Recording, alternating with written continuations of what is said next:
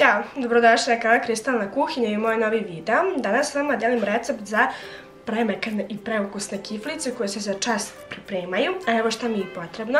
Pola kilograma brašna, 100 ml ulja, 250 ml mlakog, odnosno toplog mlijeka, prašak za pecivo, jedna kesica kvasca suvog, jedna puna kašika šećera i so. Pa možemo da krenemo.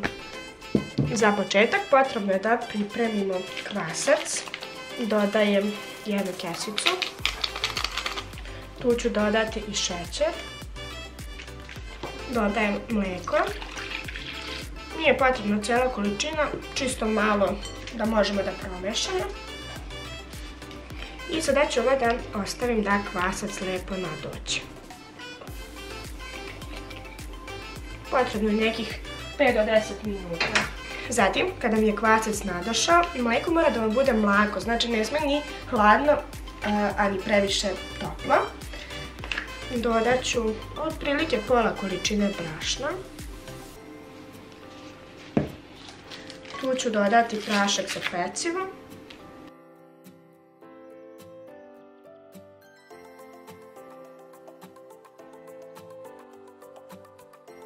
Dodajem ostatak mlijeka.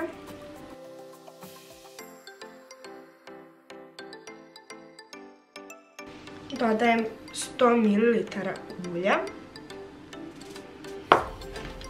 Odmah ću da dodam i ostatak brašna.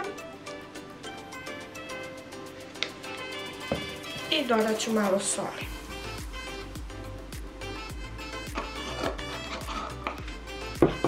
Otprilike pola kašike. Sada je to potrebno sve lijepo da se zamesi.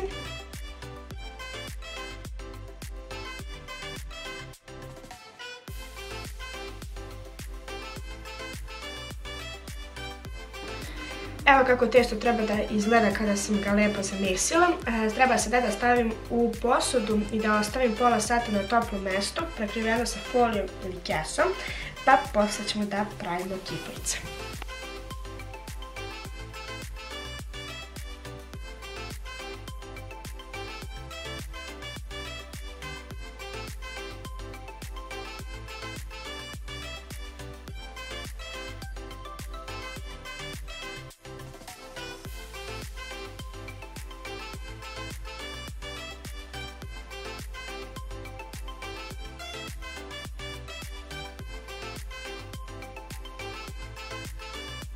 Nakon pola sata testo sam podijelila na dva dela i jedan deo sam ovako razvukla, podijelit ću na 8 delova i ja ću da filujem sa sirom, ali vi naravno možete staviti i nešto suhomesnato, možete čak i slatke praviti, šta god da volite.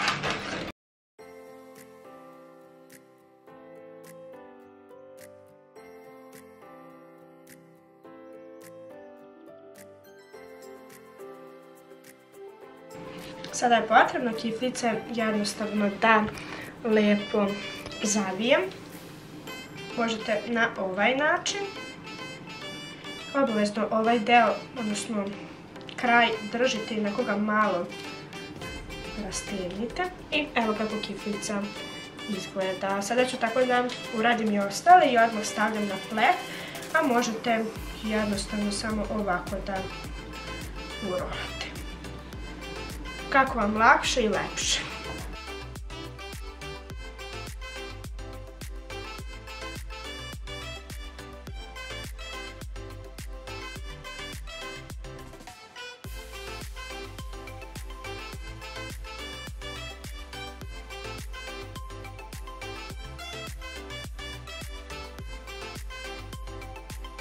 Kiflice sam premazala sa jednim žumancetom, sada ću da stavim da se peče na 180 stepeni. Tačnu minutažu ću vam reći kada bude gotovo, s tim da rejer ne mora biti dobro zagrejana, tako da pre nego što krenete da premazujete vi lepo uključite rejer.